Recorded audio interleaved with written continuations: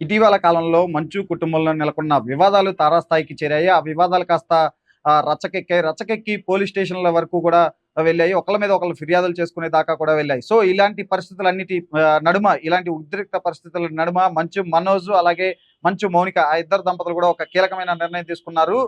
ప్రస్తుతం అయితే ఈరోజు సోమవారం దివంగత భూమా శోభా నాగిరెడ్డి జయంతి వేడుకలున్నాయి. ఆ జయంతి వేడుకల్ని ఆళ్లగడ్డలో అయితే ఘనంగా నిర్వహిస్తున్నారు. ఇప్పటికే అందుకు సంబంధించిన ఏర్పాట్లు కూడా ఆమె పెద్ద కుమార్తె భూమా అఖిలప్రియ మాజీ మంత్రి, ఏపీ మాజీ మంత్రి, ప్రస్తుతం ఆమె ఎమ్మెల్యేగా ఉన్నారు. ఆమె ఇప్పటికే దీనికి సంబంధించి అన్ని ఏర్పాట్లు కూడా పూర్తి చేశారు. ఇప్పటికే నాయకులంతా కూడా భూమా ఘాట్‌కి వెళ్లి ఈ భూమా శోభా నాగిరెడ్డి ఘాట్‌కి వెళ్లి ఆమెకు నివాళులు అర్పిస్తూ ఉన్నారు. ఇక మరికొద్ది సేపట్లో కూడా మంచు మనోజ్ అలాగే మౌనిక దంపతులు కూడా పెద్ద ఎత్తున హైదరాబాద్ నుంచి ఆళ్లగడ్డకు బయలుదేరారు.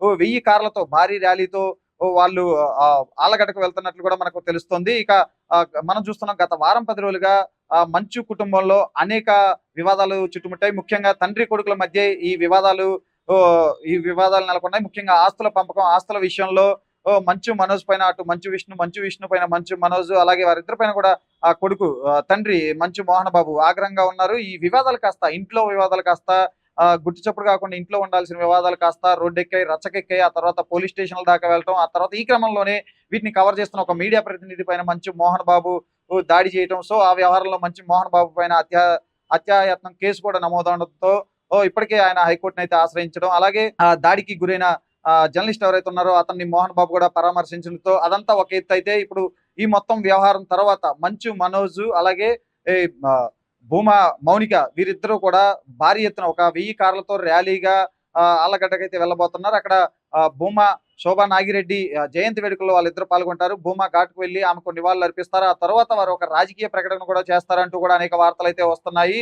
వారిద్దరూ కూడా ఆమెకు నివాళులు అర్పించిన తరువాత జనసేన పార్టీలో చేరతారు అంటూ కూడా గత 24 గంటలుగా అనేక వార్తలైతే వస్తున్నాయి. వీటన్నిటిపైన కూడా భూమా మౌనిక అయితే ఇప్పటికే ఒక క్లారిటీ ఇచ్చారు. తాము రాజకీయంగా ఎటువంటి స్టెప్ తీసుకోబోవట్లేదు. కేవలం తన తల్లికి నివాళులు అర్పిస్తాము అని మాత్రమే ఆమె చెప్తున్న పరిస్థితి అయితే ఉంది. బట్ ఒక ఊహాగానం అయితే వారిద్దరూ కూడా మంచు మనోజ్ గాని అలాగే భూమా మౌనిక వీరిద్దరూ కూడా జనసేన పార్టీలో చేరతారు అంటూ కూడా ఊహాగాలు వస్తున్నాయి. బట్ వాటన్నిటికైతే ఆమె అయితే చెక్ పెట్టింది. బట్ ఇప్పుడు వాళ్ళు ఇక్కడ హైదరాబాద్ నుంచి ఆళ్లగడ్డకు 1000 కార్లతో ఒక భారీ ర్యాలీగా వెళ్ళటం కూడా ఇప్పుడు ఒక తీవ్ర చర్చనీయాంశంగా మారింది. ఇక మనం చూసుకోవచ్చు శనివారం కూడా మంచు ఫ్యామిలీలో ఒక పెద్ద గొడవ జరిగినట్లు కూడా మనకు తెలుస్తుంది. మంచు విష్ణు అలాగే మంచు మనోజ్ మధ్య పెద్ద ఎత్తున ఒక తీవ్ర స్థాయిలో తారాస్థాయికి గొడవ జరిగిందనే చెప్పుకోవచ్చు. ఎందుకంటే మంచు ఫ్యామిలీ ముఖ్యంగా మంచు మనోజ్ కుటుంబ సభ్యులంతా కూడా ఇంట్లో పార్టీ సెలబ్రేషన్ చేస్తూ ఉండగా ఆ జనరేటర్‌లో కరెంట్ వచ్చే జనరేటర్‌లో పంచదార పోయటం, సో కరెంట్ తీసేసి తమను హత్య చేయాలని చెప్పి మంచు విష్ణు భావిస్తున్నాడు. అందుకే అందులో భాగంగానే ఇట్లా కుట్ర పన్నారంటూ కూడా మంచు మనోజ్ అయితే పెద్ద ఎత్తున